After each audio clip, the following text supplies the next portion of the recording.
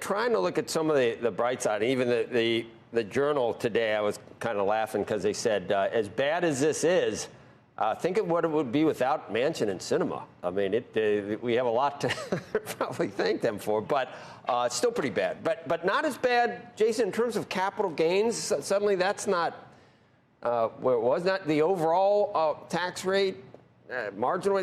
There's some of these things that the 15% on corporations doesn't take us back necessarily. It's a minimum. It doesn't take us. The 26.5 is that going to be gone now? Are some of these things positive just because they're unable to get the progressives on board?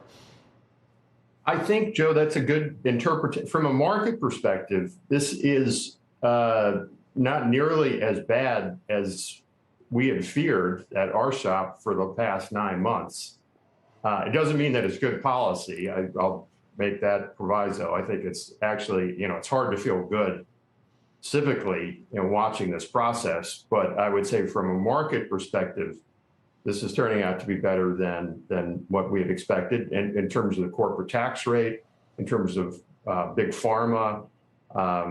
There are some provisos for the GILTI tax, alternative corporate tax, or minimum corporate tax. But generally speaking, I think you're right. I think this is, from a market perspective, it's better than what we had feared. Would you have? You're not a billionaire, I don't think. I know you're doing pretty well, but would you have had a problem with some type of moving it from just taxing income to taxing unrealized gains or some type of wealth tax? Would that have hurt, do you think, innovation or the economy overall? Joe, I don't know, but I just know that it's bad policy. Right. And that I think I feel very just a principle.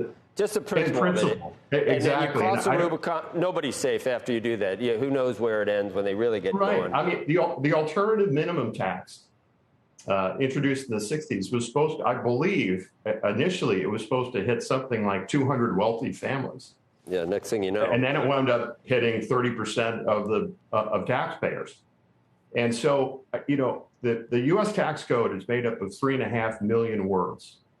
Okay, the Bible, Old and New Testament's about 800,000. This is insane.